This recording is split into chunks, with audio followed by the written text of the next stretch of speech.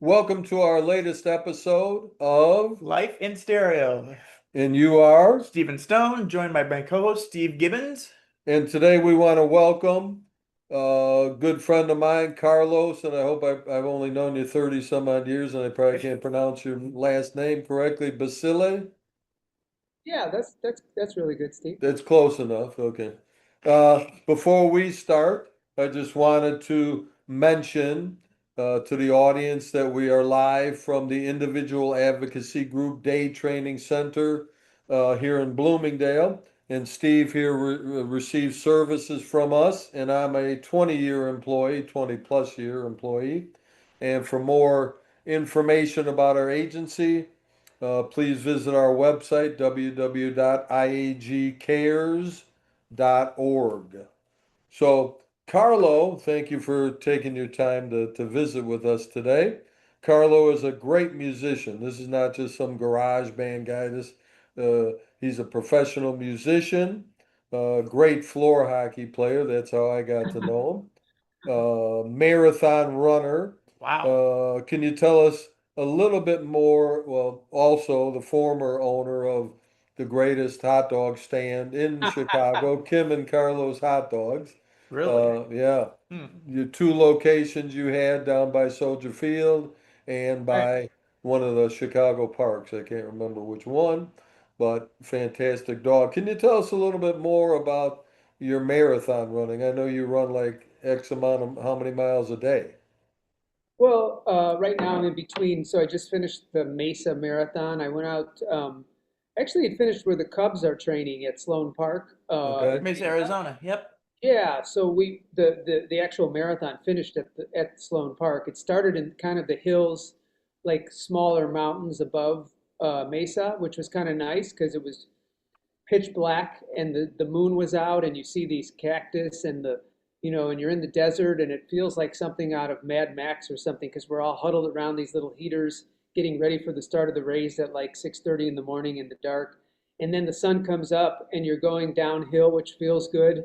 And you run into Mesa and then it's flat for another 10 miles and you get to towards the finish. But it was a really fun race. It was just about a month ago, and it was one of my better ones. I finished in the top 10 for my age group, and Hey. yeah, it was nice. Wow. And I felt good about that effort because it was mostly the hard training.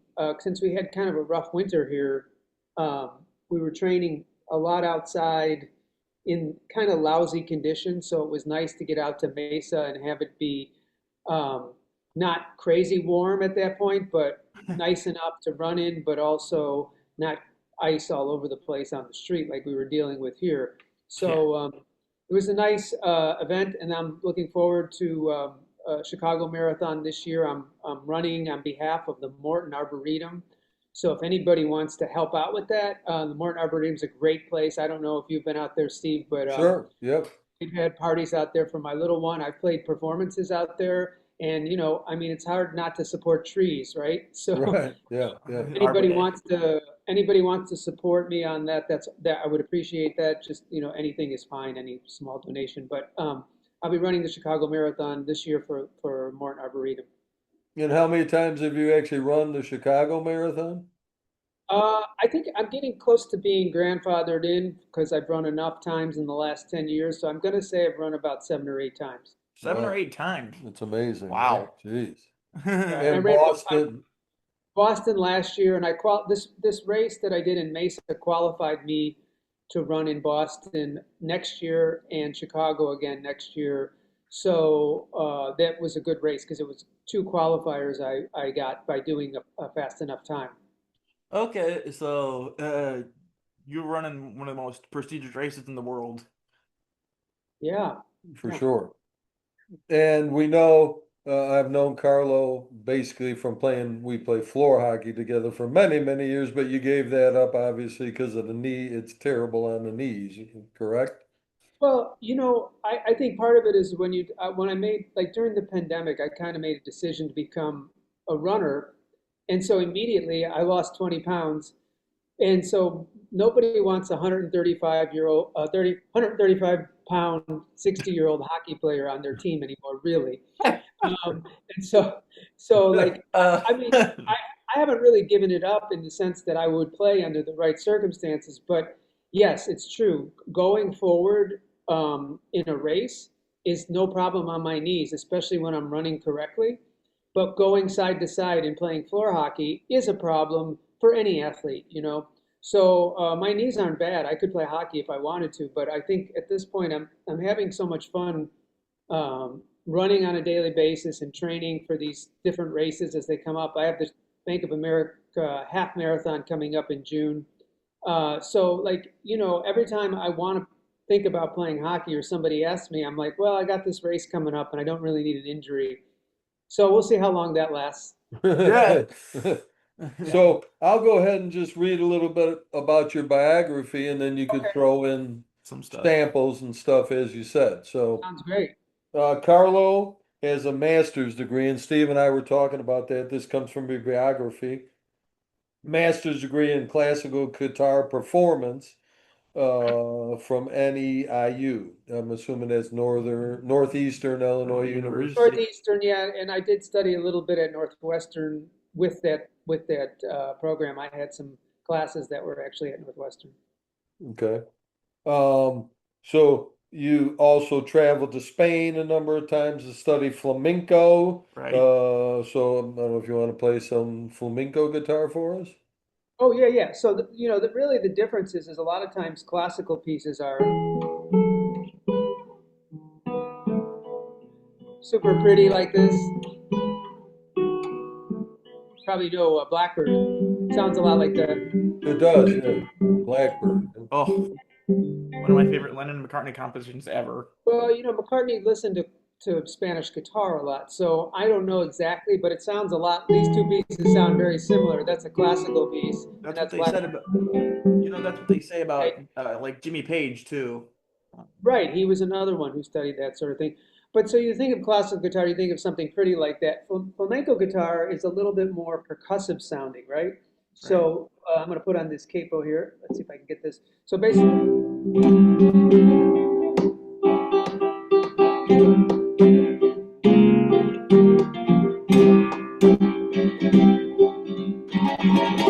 so it's got this real kind of rhythmic percussive thing going on. It sounds very Arabic. Or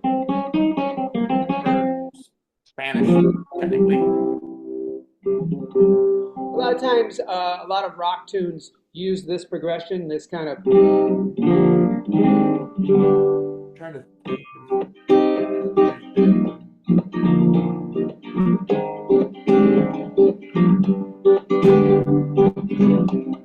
Fantastic, huh? Again, you are not kidding.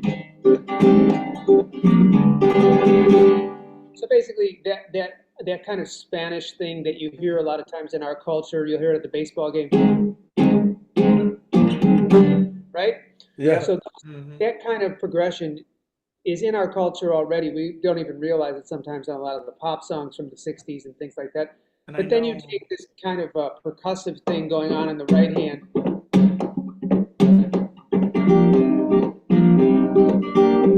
and you got a nice groove. And so that thing kind of makes up the flamenco style. Now, there are some aspects of flamenco that sound very classical, like I was just playing. So if I was to do something,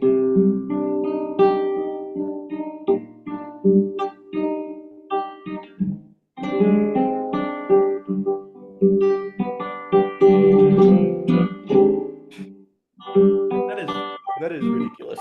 Fantastic, right?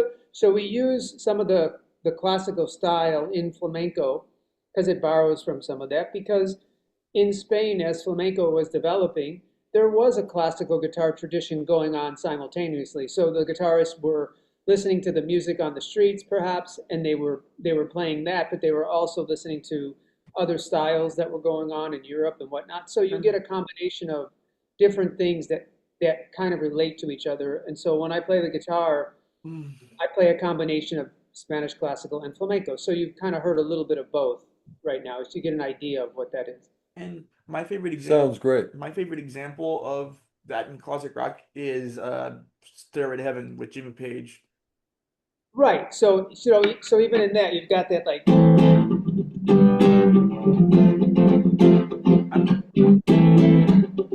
Right. And what I was basically just playing was this. That is ridiculous. And I went to this chord, which makes it sound a little bit more Spanish. Normally in that key, if you were playing, you would go to this, You to would the go into minor. minor because that's what it is.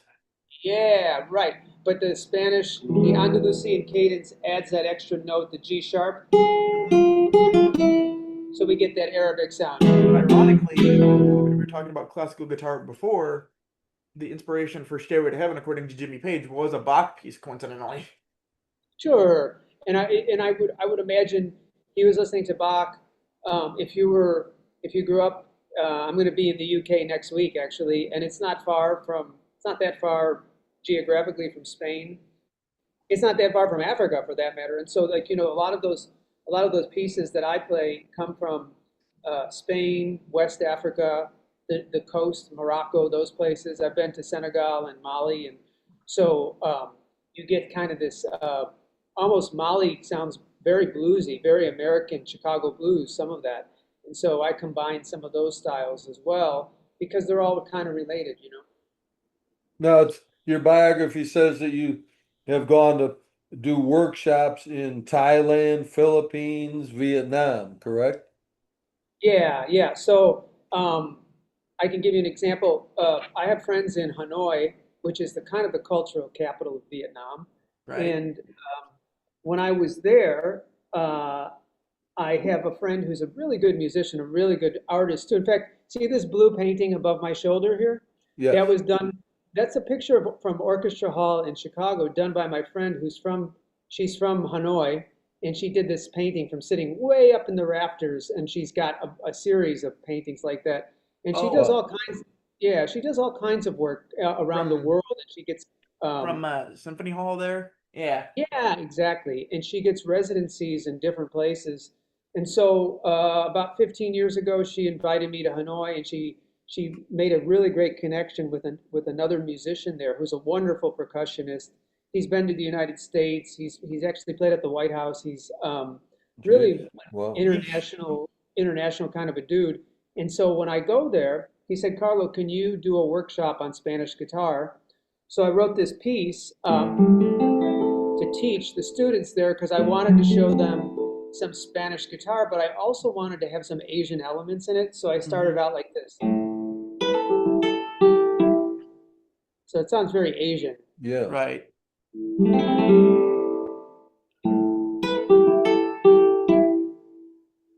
And then I start this kind of nice melody, which could be Spanish or it could be Asian.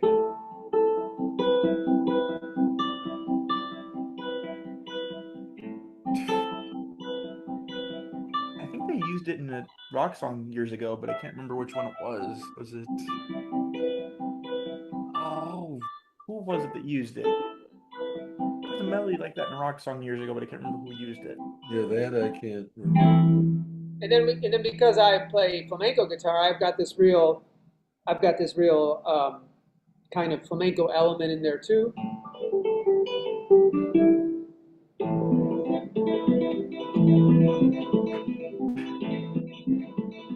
Oh, that's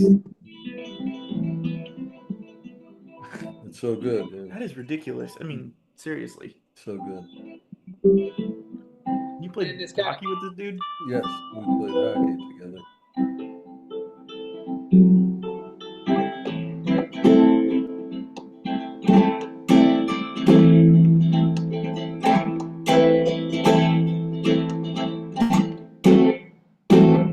of Wow. so that kind of a piece, and it has thanks, and it has all these opportunities that are different levels of difficulty within it, so that I could teach a student who's at a certain level. Some of it's Mhm. kind of hard, but some of it's pretty easy to teach. Like I could probably teach this to a beginner. It's not very hard, but then there are other parts of it that are more difficult. So I was able to teach that in a workshop in Vietnam. around 2016. And then we went back there with my whole group, the Surabhi group, in 2019, and we did performances. And again, we were able to do collaborative works with Vietnamese musicians, a Vietnamese orchestra, and we did performances around Hanoi at that time. Wow, And amazing. one of my other favorite examples, if you remember this, it's Maria Maria from the 90s. Oh, Maria Maria. Okay, yeah, yeah. I don't know that piece personally, but yeah, I heard that. The Carlos Santana. Oh, Uh, my Maria. Oh, okay, yeah. Santana. I played some of his stuff. Yeah.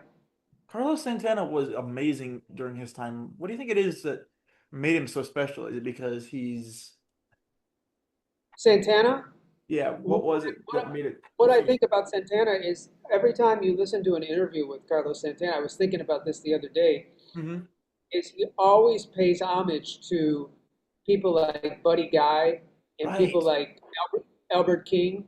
So right. really, Carlos Santana was listening to American blues artists, and his style is his own. It's very kind of a Latin blues, I would say.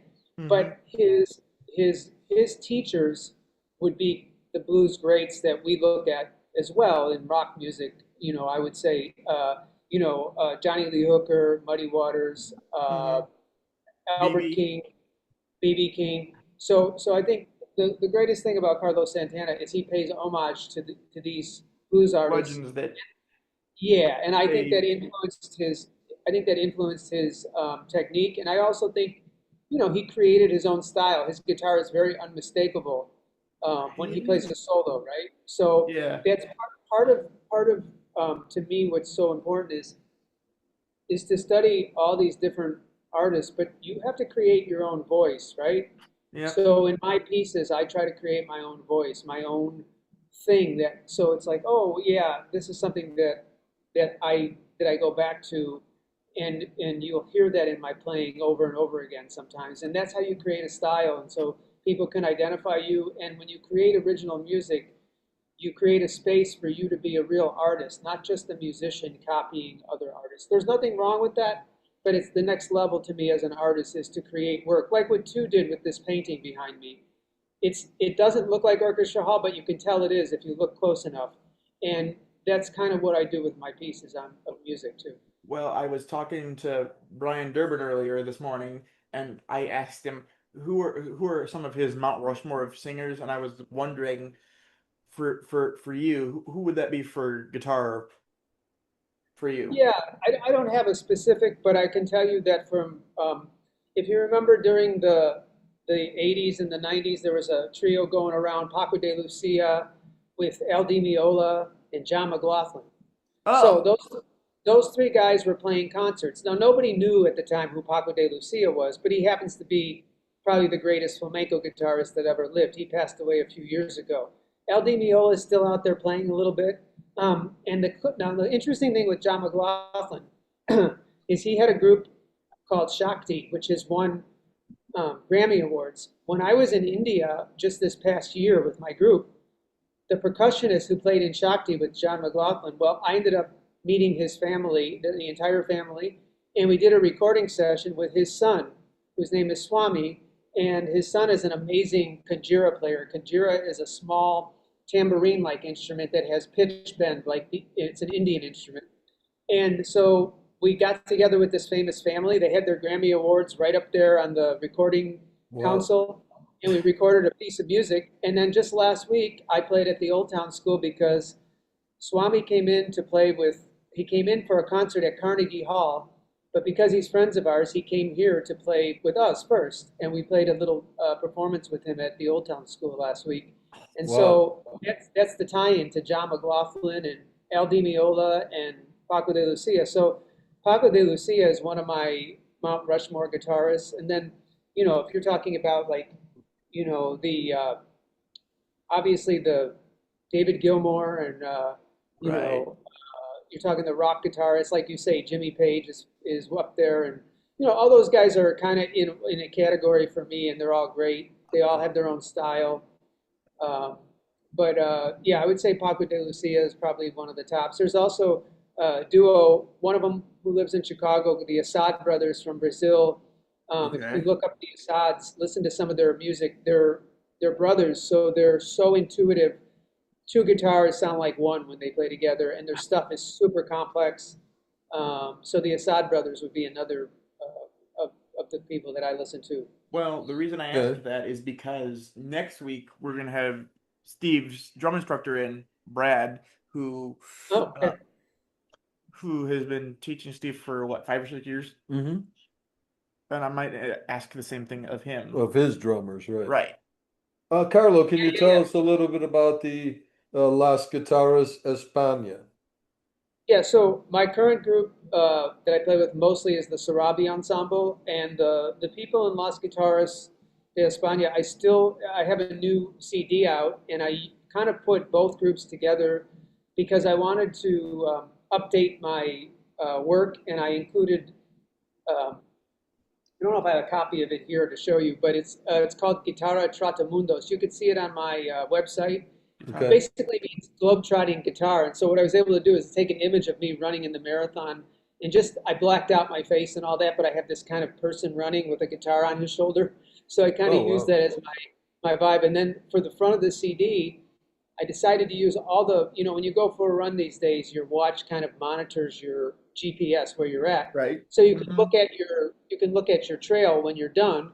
And so I Right. took these trails that I've run all around the globe, in India, in Hanoi, in Spain, and I use the map as maps from all these different runs on the front of the As basis CD. for the back or for the. Cover, yeah. So Nice. basically, the idea is it's called Globetrotting Guitar, in Spanish, Guitarra Tratamundos, and the album features a lot of my tunes, some original compositions, some with artists from Africa, some with artists from India, and then some of the artists that I work with here. But it's a kind of a global Spanish guitar compilation, and so that was uh, that was the project that I've been working on most recently for this And then stuff. also, who are some of the people that you want to play with that you haven't? Some of the people that Is I there anybody that you haven't gotten to play with that you might want to play with? oh geez, yeah, I mean there are some great artists in the world that if I had the chance I would love to. I guess I'd kind of like to play with Yo-Yo Ma Yo, whoa. because I like guitar and cello sounds really good. I play with an amazing cellist on my CD who's from Syria, living Syria. in Oman right now, which is kind of rough what's going on over there. Yeah. And so he is an amazing cellist though, and he's on a couple of the tracks on the new record. Kinan Abu Afash is his name, and he's an amazing composer and cellist. And but I think yeah, if I could play with Yo-Yo Ma as a cellist like that, or I'm just trying to think who else might be super cool to play with. I mean, it would never have happened, but I would have loved to have played with Prince. Oh, yeah.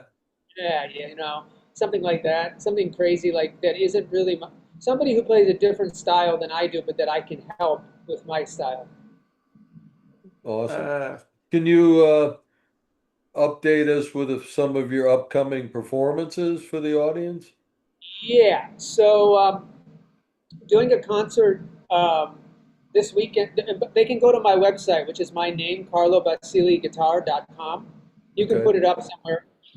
We will. We'll And do that. Yeah. yeah, and on the website it will give more details. But we're doing a concert this weekend on Saturday, 7 to 9 p.m. at this castle in it's in the by Evergreen Park area down mm, there.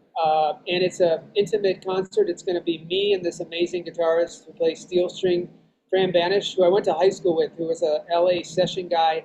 He's played on a lot of Grammy nominated music records, wait a minute. and He he played plays with legendary steel guitarist Grand Banish. yeah, Fran Banish, yeah, and You then know him, Steve? I've heard the name several Okay. times. Wow. yeah, yeah, and then this kora player from Guinea. He's a young guy. He's in young compared to me. He's in his early 30s. He plays kora he's from Guinea, a beautiful harp-like instrument from Africa. And so the three of us are going to play a concert at this castle on Saturday. And Wow. then Sunday, I'm part of a big dance performance at the Logan Center in Hyde Park, which is that beautiful theater by the University of Chicago. I'll be playing with the Surabhi Ensemble with an Indian and a flamenco dancer as part of a Stomping Grounds compilation of dance performances that day. I think we go on at around 6 o'clock or something. Tickets are free. You'll have to go to Stomping Grounds website for that. We'll need to find a copy of that CD. Okay. Well, they'll be for sale online. We can get them. So the Before, CD, just so you know, if you go to my website, there's a link there to the Bandcamp page where you can download all the files and the artwork for that CD. all right. And you can listen to it. I think you can stream it for free for a few tries, and then you got to buy it. Okay. Thank you. Before we wrap up, can you play us a few snippets of various pieces or? Yeah. So I played you a little bit of the Hanoi piece that we did. Let's see. I have something. Let me see.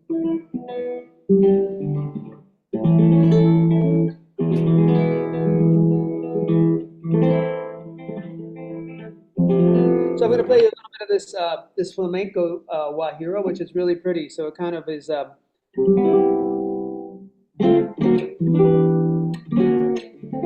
It's a flamenco piece that has a little bit of a Cuban background. So imagine like kind of a warm day on a beach.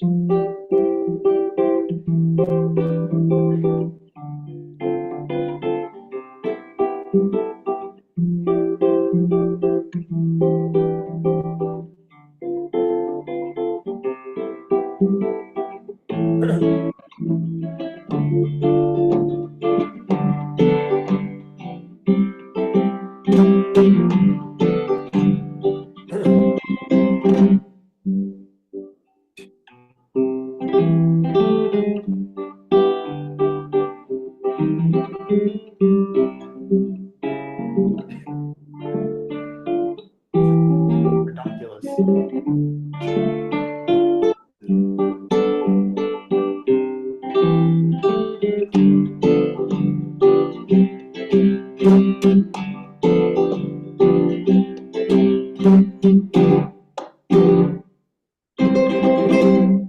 All right. That is Yeah, so that's kind of like a Cuban sound on that one.